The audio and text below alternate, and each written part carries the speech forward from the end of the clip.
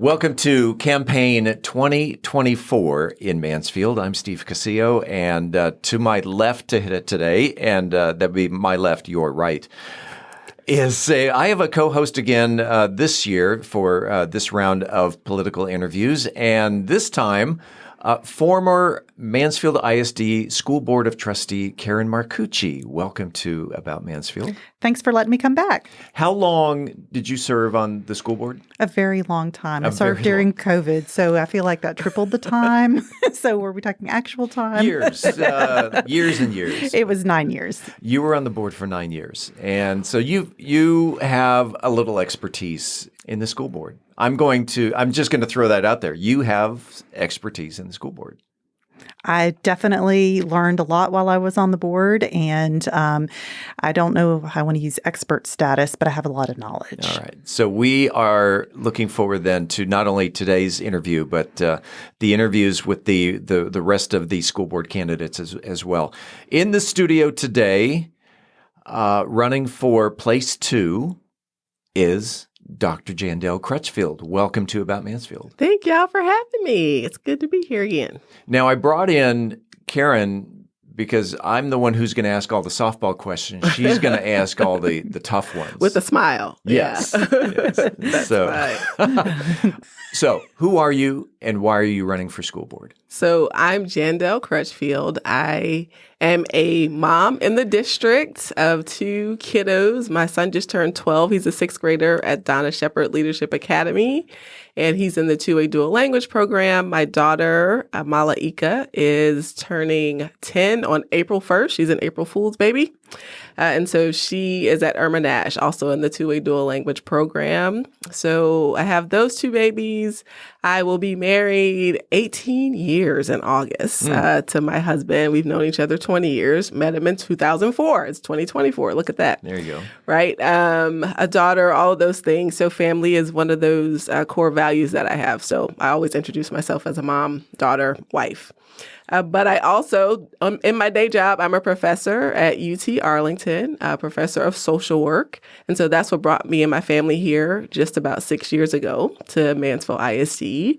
And so in those 6 years, I've gotten the chance to do research and collaborate with other folks at UT Arlington and all across the nation. And so my focus is on schools and social work. And so I teach that course at UT Arlington, School Social Work, how to become a school social worker, and then diversity courses there. And I've enjoyed that work at UT Arlington, but in my spare time, after the kids' activities and church and work, I do lots of volunteer work. And so I've come to love our district. And so that's one of the reasons that I'm running for school board is because I see excellence in the district, working alongside the staff, working alongside other parents to ask questions, solve problems. I see the excellence there. And so I really want to make sure that excellence gets to extend to every corner of the district, every staff member, every student. And so that student experience and staff experience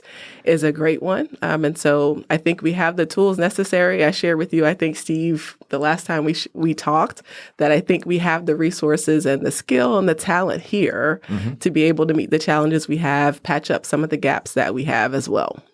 Now, I asked the first question. So we ping pong back and forth. Karen Marcucci, it's your turn.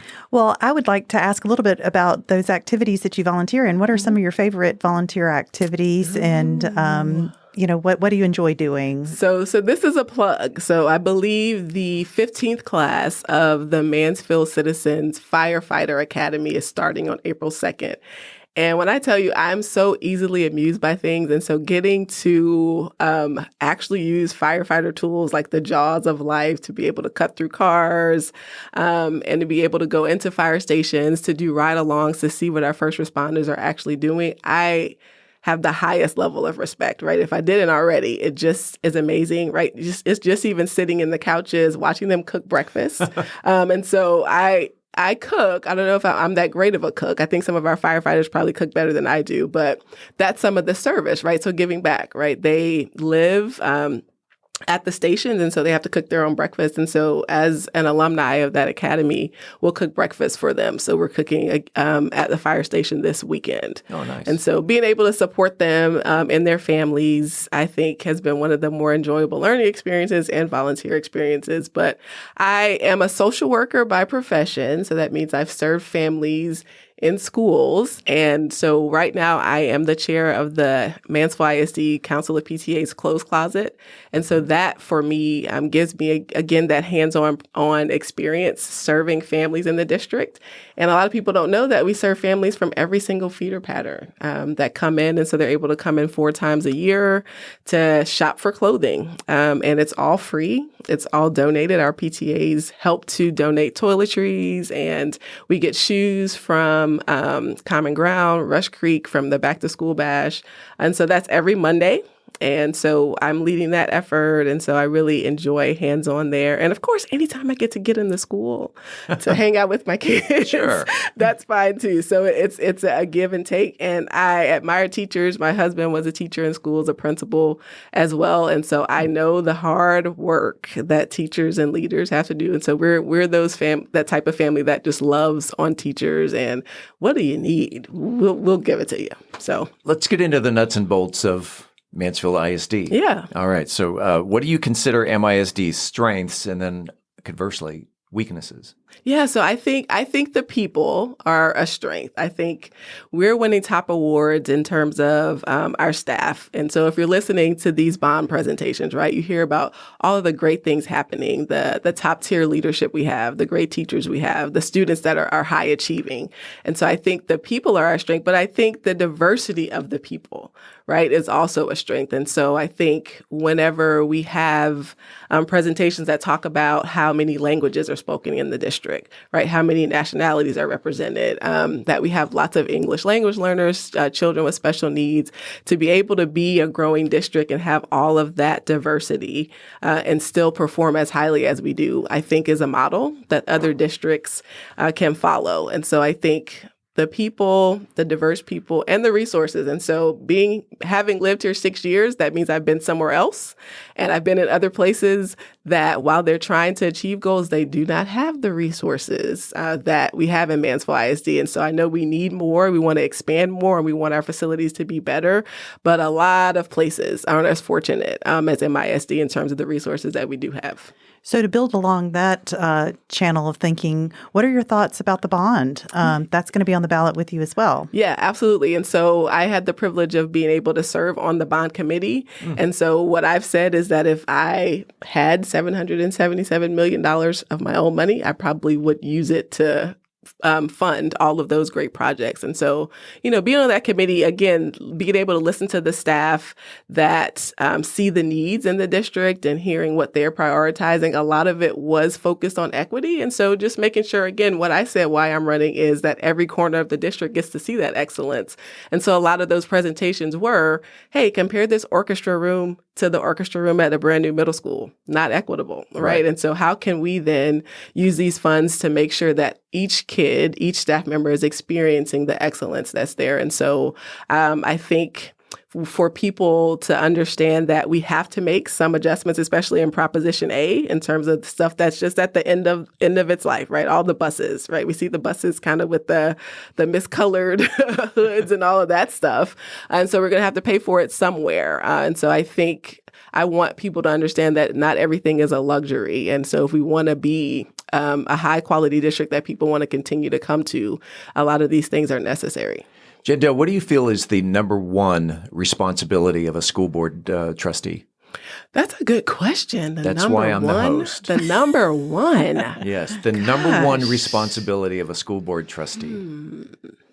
So I think having enough of a partnership with your superintendent and staff to set a vision for your district. And so you will not have the hands-on, role of touching the district in a way that you're moving the boat, but helping to figure out where that boat needs to go. The board member is the person that gets to see all of the data, all of the courses that need to be charted, and to say, you know what? that's what's going to get us there, this goal. And so after setting the goal, right, making sure that we're accountable to the goal. And I think it's, for some people, probably boring work. I know, like, school board has not been mild in the last, couple of years, but really that is the work. And so, as a professor of social work, that's my jam in terms of research and looking at, hey, data.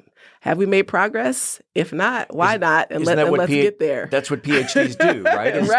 Right. Like, it's analyze data. And so, making sure that we're setting, along with superintendent, those progress goals, and we have them in Mansfield ISD. And so we hear that's what the cadence, right, of a board meeting should be. Here is where we are. Here's the goals we set. We didn't meet this. This is why. Here's how we're fixing it. Here's how we're working on it. And again, one of the things that I have in my platform is nonpartisanship. And so that piece comes about because we're just looking at numbers and data and where we need extra help or assistance, and it should be straightforward. And so I think probably the top role of a school board member is to set the vision in terms of goals and monitor those until completion. And I will say that that I agree with that completely. But understanding the difference between governance and management is so critical for a board member. And it sounds like you have a good handle on that. Yeah. So like that 20,000 foot view, as opposed to the day-to-day going to classrooms and like monitoring teachers or something like that. The last time I was here, Steve didn't like all of the analogies that I had. And so here's another analogy that you've heard, so you can't answer it. Okay. It was, how many board members does it take to change a light bulb? Do you know, Karen? Oh, my goodness. Ideally none, and it's maintenance. Oh, come on. Okay, well, she's the former school board member, so yes, right? None, so zero. And so I think it's a good analogy because the board is supposed to say, let there be light. And so that's what I'm saying in terms of setting that vision. And then the superintendent and her staff are like, well, let's find some great light bulbs and get somebody to install it. And then the progress monitoring is the board saying, well, I think it's shining bright enough, right? So that's kind of what I see. And so sometimes that's, a little disappointing to people that you can't go in and directly, address or fire a teacher that's done something or something like that. But that is not what I see. Governance and maintenance. So you talk a lot about being a social worker and also teaching social work and all of that. But I'll be honest, I've been out on social media and it seems like that's created some controversy, that you've been involved, co-authored, I believe, some papers that have caused some anxiety for people. Yeah. Would you like to speak to that a little bit? Sure. I want people to know that from what I've heard about what's on social media, there's some fear about how I feel about certain populations of people. And so I'm able to work with anyone of any race, of any gender. And so I think that I've demonstrated that not only in the profession of social work, but in my service to others. And so people that have seen me up close know that I have a heart for anyone and everyone to be able to live the best version of their own lives. But in social work, I understand that if you haven't been in the field of social work for the last 10 years in particular, some of the things that we are researching or the things that we say or the things we have in our accreditation standards that we have to discuss and have to talk about and have to teach may be surprising. And so I would encourage anyone that kind of just picks up an article randomly to do a little bit background research in terms of what the social work profession is and what it stands for. And that's where I try to align myself. And so I've done that. And that's why I'm able to collaborate with any woman, any man in social work across different states, because we have that alignment with our code of ethics. Right. And so I think, again, I will be rolling out some endorsements from parents. And so it's hard to be able to get to know somebody in 4 months of running. And so I would encourage people, if you can't hear me live on Mondays on my Facebook page, if you can't hear me at a forum, that you definitely try to take the word of some other people in the district that have seen me up close, that know that I love on all kids and want to be there for everyone. Since Karen mentioned social media, let's just say social media hasn't been very kind, actually, to both sides, you and your opponent. So let's just be blunt. Yeah. Do you pay your taxes? So we pay lots of taxes. Me too. Probably enough taxes to pay a few teacher salaries. That makes three of us. Yes, but I will say, in terms of taxes, that I just mentioned, we have a pretty amazing finance department that wins awards. And so when we talk about the difference between governance and maintenance, I won't be holding a checkbook for anybody to pay anybody's taxes if I'm elected to the board. But my family and I do definitely pay lots of taxes. Well, if we're going to talk about money, I've got a few questions too, because this is always very interesting to me.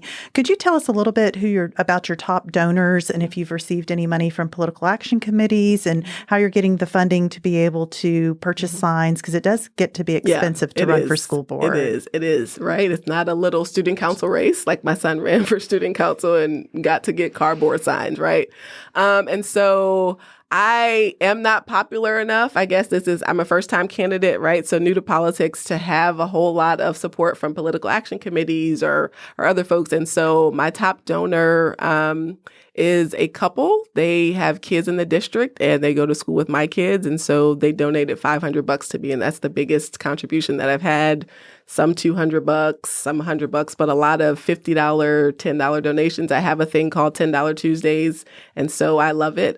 You will see people donating to me from out of town because I was born in California. I have family in Louisiana and Florida, all over the place. And so people are excited to actually know somebody that is running for office and want to be part of the campaign, and aunts and uncles. And so lots of people have donated to my campaign, and that's where I've been getting money. I have been using some personal funds as well. What are your thoughts on adding protection for LGBTQ plus teachers, students, and staff? If there are LGBTQ plus students, teachers, and staff in Mansfield ISD, they belong in our district. And so I think everybody in the district should be protected.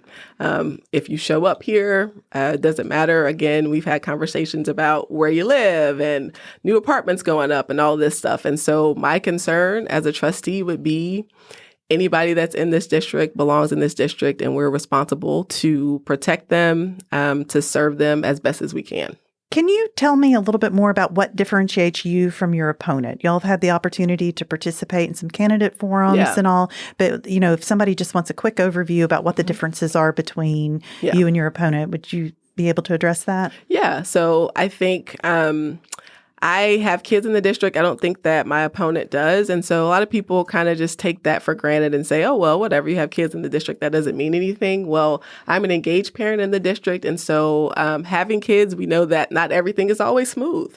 And so not only have I seen the great things and the excellence in the district, we've had some issues with bullying. And so how does the process go to make a report for bullying? What does that 10-day investigation process look like? And how does the resolution look? Right. And so knowing the ins and outs of a lot of the processes that happen in the district, I think just help with oversight, being able to work alongside staff, to know who the person is that's over student services, who makes the decisions about the curriculum, who is an associate superintendent, who's in the superintendent's cabinet. I think I have all of those experience, and so far, I think my opponent hasn't been able to articulate some of that knowledge. And so I think we both have experience in higher ed, and that's great to be able to see what it means to be college ready. But our students in Mansfield ISD would be who we would be helping to be entrusted, right, with their education. And so I think hands down, I'm the only candidate in place two that has experience in the district, in the classrooms, working alongside staff, supporting staff, and working to serve on committees. There are 7 people on the board, and wondering do you know any of the 7 that are on the board? Do you have any personal relationships with the people on the board? And good question. So let's see. So I'm often at community conversations, so I've at least had some conversations with folks. So I believe I've been appointed by a few board members to some of the committees that I serve on, and so that to me that would. Maybe you could conclude that they've seen me as an involved parent or somebody that's practical and would add value to committees. How do you think you'll be able to work with the board? Because that's something, too, that I think sometimes people forget is they come in with ideas, they're fired up, but it's kind of an uphill battle because you've got to act as a team. Yeah. And sometimes the team decides to do things differently than you would choose to do things. And so can you speak to that a little bit? Have you thought about, a lot of times you think about the campaign, but you don't think about after the campaign. Right. If I'm elected, what does that look like? Yeah. And so the great thing about running to be elected for a school board, in my case as a candidate, is that I serve on boards, right? So there are not elected positions as what we're doing going to a ballot box. But I am on the Grand Challenges for Social Work National Board. And so there are 13 Grand Challenges for the profession. And so I was appointed to be one of those board members. And with about 20 plus people, we know what a difference of opinion can be like, right? People from all over the country. Well, in my region, I think this. In my region, I think it should be this. Well, this is not the way we do this. And have y'all been in a room with a whole bunch of professors before? I don't know. I live with one. Right. You live with one, right? And so sometimes, in our profession, I can criticize because I'm a professor. We like to theorize about a lot of things, and lots of people have lots of things to say. And so I often find I'm invited to boards or I'm invited to experiences. I serve on university level committees because I'm practical. Guys, we have to get this done. Our students, in the case of Mansfield ISD, need this. Our staff deserve this. So how can we make sure that this happens? And again, it is an approach that I have. I've said before in a few interviews that my humanity is tied up in the humanity of others. So of course I would believe that about the district that I live in. And so if I disagree with you, okay, you're still an elected person. People believe that you should have been on the board. And so just like I am elected, so are you. And so your input matters. And again, what I said at the beginning was the strength of the district.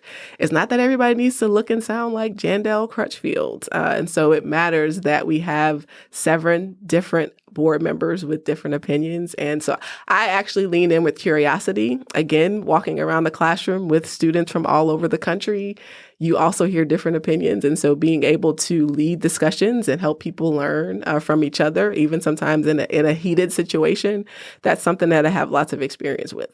I think Karen would agree that there's more to being a school board trustee than just showing up on a Tuesday night for a meeting. That there is, would you call it continuing education or? There's a lot of continuing education, but there's also a lot of preparation. So you need to understand the information that's being presented to you. You need to have questions. You work on committees, subcommittees that try to put together solid proposals to the entire board. So yeah, there's a lot more that happens outside of the boardroom than actually happens inside the boardroom. Absolutely. So I guess the question is, have you taken all of that into consideration and being a university professor, do you have time to be a school board trustee? Yeah. So the great thing about the board that gets to appoint members to committees and committees make recommendations a lot of the time, and maybe I should whisper this, are these committee meetings that I have, right? And so if I'm an elected board member, people will be reporting, right, and sharing with me automatically like hours, right? Cut out of time. But yeah, so it's managing. I have a great support system. So I don't, really want to share my secret weapon, but I guess most people see her anyway, is my mom. So my mom lives with us. And so she won before me Volunteer of the Year at my daughter's school. So, right now, as I'm doing this interview, my husband's taking my son to basketball practice, and my brother who lives in Houston is often in town, and he's picking up my daughter from school. And so that's again, in terms of who I am, it's because of the people that I love and that have invested in me. And so that is what I would continue to be relying on in terms of doing that. But in terms of that type of work, right? And so not just showing up on a Tuesday, but having to do all this background work. One of the meetings I had today was evaluating candidates for faculty positions, right? So I'm chairing a university committee that's going to be hiring over 100 faculty members for specialty positions in the provost's office. And so talk about work outside of like screening applicants. So we just scheduled interviews and we'll have to bring everybody to campus and then we'll have to meet and kind of make recommendations. And so what a lot of people will see is, oh, hey, these people are coming to campus and all of that back work. And so, I am always the person that's like, you can't just walk into a meeting and not know what's going on, right? And so I like to read line by line. I often script out presentations. I do lots of those. And so we've gone a little over 25 minutes. We had we had budgeted for 20 minutes. Y'all, so let me tell you, I just have to say though, like really great podcast interviewers. I really didn't feel like I was in here for 25 minutes. Wow. It does fly. I would like to give the opportunity for the final question from Karen Marcucci. Goodness, the final question. So one of the things that Mansfield ISD has tried to do well in the past, but it's often difficult because it does require a lot of work outside of these other things that we've already talked about, and it's advocacy. Mm-hmm. You may have heard that there's been a lot of controversy around vouchers, and that's actually critical. Yeah. All of the tax relief stuff that's been going on, we've not, had paid raises for teachers. There's been just an awful lot that's going on, and I fully expect public schools to continue to have difficulties in the future.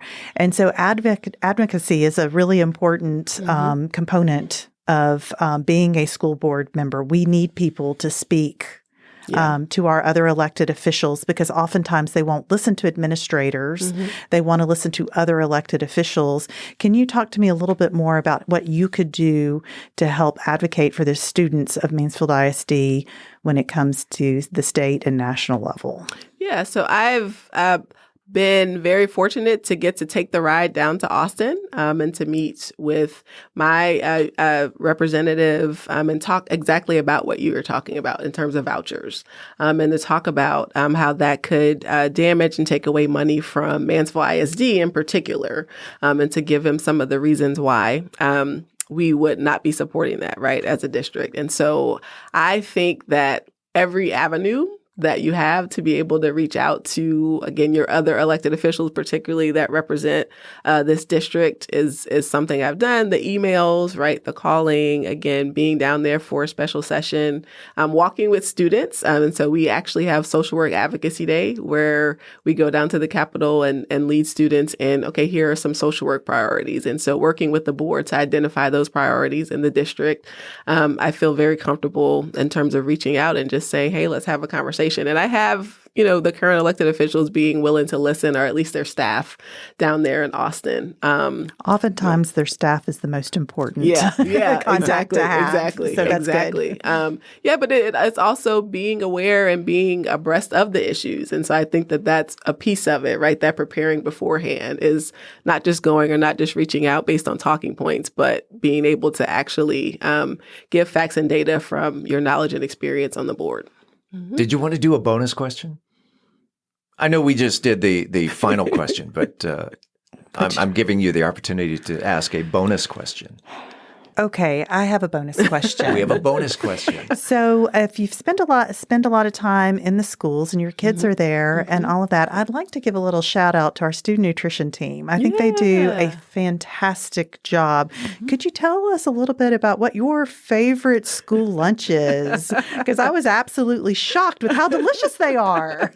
They are great. They are great. So I will say that I have a bit of a bias. I'm a Louisiana girl and I'm a foodie. And so when I was growing up in public school, like there was great food, right, in Louisiana. And so that is always the standard and the bar. But I would say, like, my kids, I really like Nacho Day. So like, a solid choice. A solid choice. And if you haven't heard, there's breakfast nachos now that they've been working on. I'm very excited about this for our kids. And I liked the initiative they had a few years ago. This is pre-COVID, where they allowed students to like submit menu items, right, or like recipes, and then they actually tried those out at the schools. I thought that was really cool, really clever. I think it was some kind of orange chicken type of thing that made it onto the menu, and I was able to try that. So public school Louisiana menu. I'm thinking etouffee, dirty rice. Look at you, and you're pronouncing it the right way Come and on everything. now. Yeah.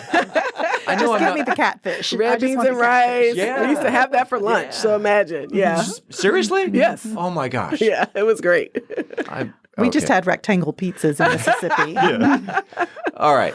Jandel Crutchfield, if someone wanted more information about you, your campaign, how can they reach out to you? Do you have a website? Do you have social media? Yes. Go for it. All of that. So it is JC4, the number 4, MISD.com. That's a website. And so that'll link you to my Facebook page, Jandel Crutchfield from Mansfield Independent School District for Place 2. Also Instagram. And so those pages are similar. I post the same content except on Facebook. Every Monday morning at 8 a.m. I have a Facebook Live where I kind of share some of the things I think about school board governance, think about how my background matches and makes me a good school board candidate, and then answer questions live. And so I've been doing that since January. So there's also content for you to go back and look at. And so those lives live on the page. And I plan to be at every candidate forum coming up. So there'll be lots of chances for people to be able to get out and come and see me up close. We're at Closed Closet on Mondays. I can't really chat about campaign stuff there, but you can come and meet me and volunteer. We always need volunteers. So Jandel Crutchfield. yeah. Good luck on May 4th. Thank you. April 22nd is early voting, so That's it correct. ends May 4th. But there you go. That's correct. All right. Thank y'all. Thank you.